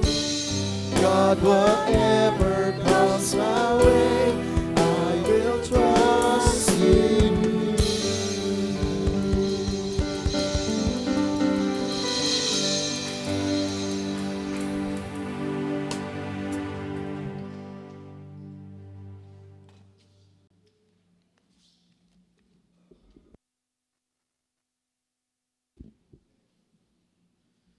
Salamat sa Panginoon sa mensaheng ating narinig. Ngayon naman po ay darako tayo sa pag-express ng ating gratefulness sa ating Panginoon. God is good to us always, now and forever.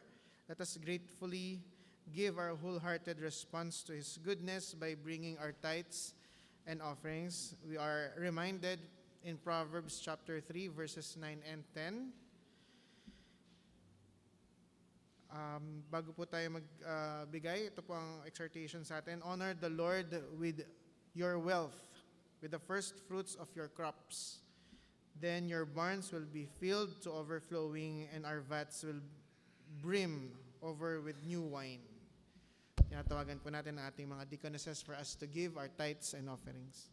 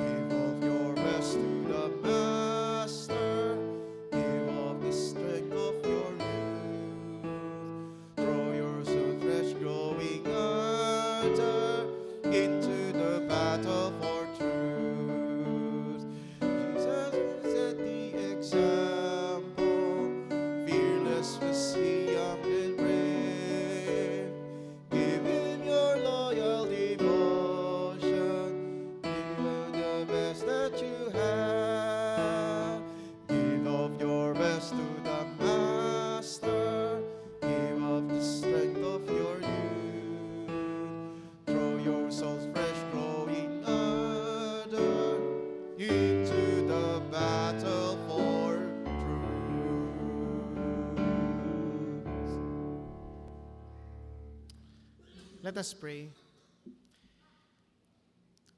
Our God, sa inyo po nanggagaling lahat ng aming blessing na tinatamasa.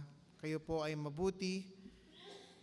Despite of our shortcomings, hindi niyo po binabase ang inyong blessings sa aming performance kung paano po namin kayo pinasusunod. But it's just that you are faithful to us. Kaya tanggapin niyo po ang aming papuri at pasasalamat, our expression of gratefulness sa grace na pinagkaloob niyo sa amin through these tithes and offerings.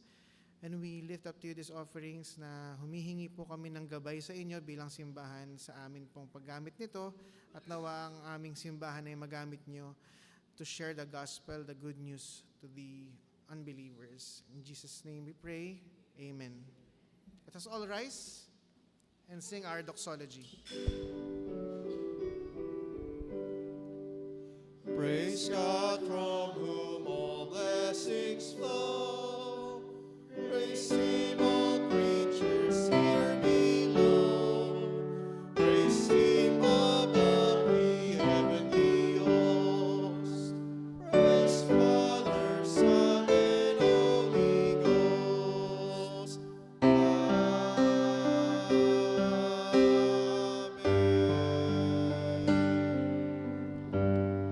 Let's all be seated. At this point, tayo po ay darako sa ating greetings ng church, greetings ng birthday celebrators and church announcements. Pero bago po yon, warm welcome po to our guest sa atin pong worship service ngayon.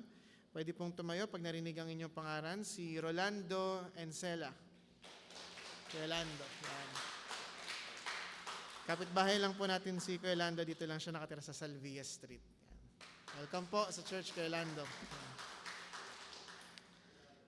At sa mga online worshipers po natin, welcome po sa CCCN Worship Service.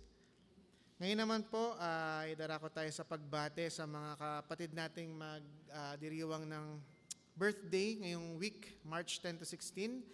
Sa March 11 po, si Pablito Lazatin. Pablito Lazatin. And on March 14 po, si Nekim Dizon. Wala siya. Para naman po sa ating church announcements, sa mga uma-attend po ng membership class, ang atin pong lesson 2 ay March 17 at ito po ay pangungunahan ni Elder Nair and Elder Bart. Yan. So, paalala lang po sa mga uma-attend. And of course, I think ito rin po ay para sa kaalaman ng lahat, no? Na ang simbahan po natin ay nagdaraos ng membership class every year. Yan. Next naman po, para po sa mga members ng consistory board natin, meron po tayong consistory meeting. Ngayong month po ay sa third Sunday. Next Sunday po natin to gagawin, March 17 at 2 p.m. At ngayon pong Holy Week na darating ngayong buwan, ang prayer vigil and prayer service po natin ay Wednesday gaganapin, March 27. Yan. Para po sa further details, pwede po tayo makipag-ugnayan kay Deacon Leia Cleofas. At pagkatapos naman po ng Wednesday, ang usual po nating activity ay ang ating Tenebra service. Ito po ay dinaraos natin every Thursday, 5 p.m. So lahat po kayo ay ine-encourage na pumunta dito sa ating bahay-sambahan ng Thursday, 5 p.m., March 28. Para naman po sa Young Adults Ministry, meron po tayong activity na gagawin ang ating classes. Ito po ay classes level. Ang title po nito ay Purpose-Driven Adulting. So lahat po ng YA at kung sino man po ang interested, open naman po to kahit hindi YA, no? Basta 22 years old pataas. Yan. So yung pataas, kayo na po bahala dong sa edad na yan. So purpose-driven adulting. So sana po ay makapunta po kayo. Ang venue po ay to be announced pa rin. Pero kailangan na po nilang malaman kung sino po ang sasama. Tama ba, Elder Carlo? Yan. Kaya makipag-ugnayan po tayo kay Elder Carlo kung kayo po ay interested sumama at magkaroon ng enlightenment and encouragement sa panahon ng phase ng life na to, ng adulting life. March 28. Yun, March 28 po. At next naman po para sa KR Nova. Medyo tatagalan ko to. General Chika, mamaya na po mga magulang, ang mga kabataan po natin ay may activity at 1 p.m. at isa-serve naman po ang lunch. So kung pwede pong hindi na umuwi, pwede na po tayong magtuloy-tuloy after ng worship service. At ang topic po na pag-uusapan ng mga kabataan natin na pwede naman po kayong makisit in, Connection Matters, Navigating Love Through Conversation. Yan. So sana po ay pag-pray nyo po ang activity na ito. Di ba, Arjo? At syempre, dahil si Arjo na po ang nandyan, tatawagin na rin po natin ang ating podcast host, si Papa Jax. Papa Jax. Yan. Si Arjo. Arjo, meron siyang announcement sa KR Classes. Ayan, hello po, magandang umaga po sa ating lahat. So, panawagan po galing sa KR Classes naman, sa Classes Metro Manila North. So, magkakaroon po kami ng KR Shirt Fundraising. Ayan po. So, pakita niyo po yung mga design yan. Yan po yung mga design. So, meron po tayong 3 design. Si Reformed, si Waters, yan si Waters, tapos si Purpose. Yan po yung 3 design namin. So, magre-range po ang prices niyan from 249 to 269 pesos. Oh, ayan po. So, bakit po magkakaroon ng fundraising ang classes? So, pang-swimming po namin. Di po pang-swimming. Magkakaroon po kasi ang classes Metro Manila North KR ng Youth Camp this year po, 2024, sa July to August. So, ipa-finalize po namin yung date. So, kaya po kami nagkakaroon ng fundraising para po likom po ng funds para po matuloy po ang aming youth camp. So, sana po ay suportahan niyo po ang aming initiative. So, for more details po, pwede nyo na lang po ako lapitan kung interested po kayo mag-order. Umorder na po kayo. Order ka. Mga 6. Mga 60 pieces. Yeah. Ayan po. So kung interested po kayo mag-order, lapit na lang po kayo sa akin for further details po. Thank you po. Yan. Ang youth camp po natin ay nagbabalik, no? Galing sa pandemic. So supportahan po natin ang mga kabataan natin kasi ito ang first na youth camp ng classes after nung mga lockdown. So, siguro aside from fundraising, kung meron po kayong mabubuting puso na gustong mag-donate para sa tulong nyo sa ating mga kabataan sa kanilang youth camp, pwede nyo pong, tama ba, Jo? Pwede sa'yo na rin dito sa local. Okay?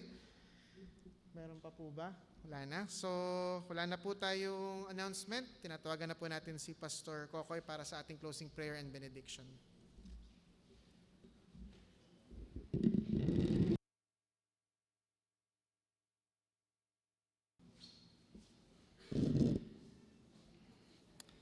Mga kapatid, tayo po'y manalangin. Banal Ama, nilalapit po namin sa inyo ngayon ang pagkakataon na ito para amin pong ipanalangin ang lahat ng mga programa na amin pong isinasagawa para sa amin pong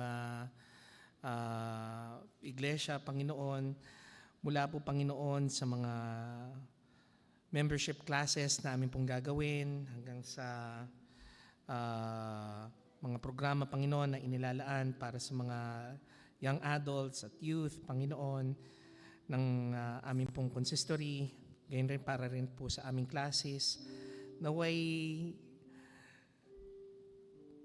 patnubayan niyo po nawa kami, naway patuloy niyo pong pagkaluban, Panginoon, ng angkap na pagpapala, Panginoon, ang bawat isang mga pagpaplano na amin pong ginagawa, upang sa gayon, will be able to come into fruition, to give glory, honor, and praises to you, dear Lord God. Panginoon, itinataas rin po namin mga kapatiran po namin ngayon na nagdiriwang ng kanila pong kaarawan. Kay kapatid po na Pablito Lazatin, tinataas rin po namin, Panginoon, si kapatid na Nekim Dizon, na nagdiriwang ng kanilang kaarawan po ngayon. Itinataas rin po namin, Panginoon, ang aming pong bisita sa umagang ito na si Rolando Encela, Panginoon. Naway ang lahat ng mga taong ito, Panginoon, inyo pong pagpalain, inyo pong gabayan, Panginoon, sa kanilang lakarin, Panginoon, kasama kayo. Dalangin po rin namin na ang lahat ng kanila pong matatamasa na pagpapala mula po sa inyong kabutihan, sa inyong pong grasya, Panginoon, na ipagkakaloob niyo po sa kanila, ay maibalik rin po nila, Panginoon, sa pamamagitan po ng paglilingkod nila sa inyo. Naway palaguin niyo po sila sa patuloy na pagkakakilala sa inyo bilang kanilang Panginoon at tagapagligtas. Ang lahat ng ito, O Diyos, ay aming pong hinihiling sa inyo ng may pasasalamat at may pananampalataya sa tanging ngalan ni Kristo Jesus. Amen at amen. Brothers and sisters in Christ Jesus, the Lord bless you and keep you. The Lord make his face shine upon you and be gracious unto you. The Lord lift up his countenance upon you and give you his everlasting peace.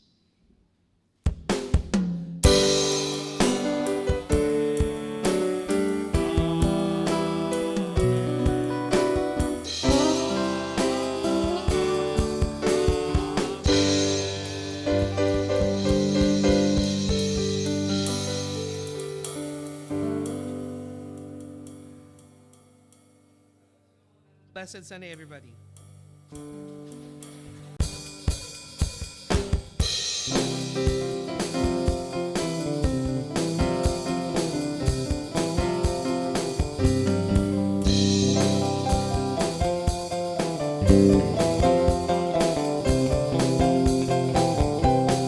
Circle rises, we wait upon the Lord.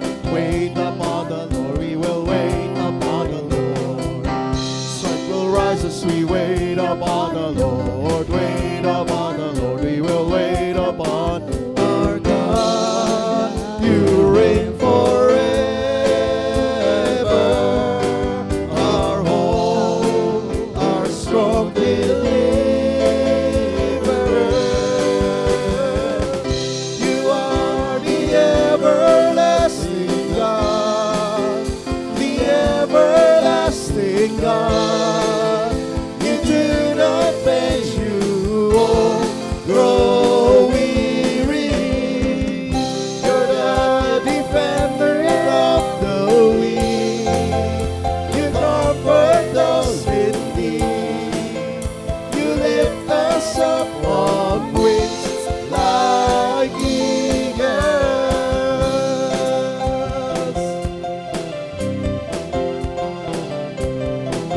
Once again, let's sing. Sun will rise as we wait upon the Lord. Wait upon the Lord. We will wait upon the Lord. Strength will rise as we wait upon the Lord. Wait wait upon the Lord. We will wait upon the Lord. Our God, you reign forever. Our hope, our strong deliverer. You are the everlasting God, the everlasting God. You do not faint, you won't grow weary. You're the defender of the weak. You comfort those in need. You lift us up on wings like eagles. You are the everlasting God, the everlasting God. You do not faint, you won't grow weary. You're the defender of the weak. You comfort those in need.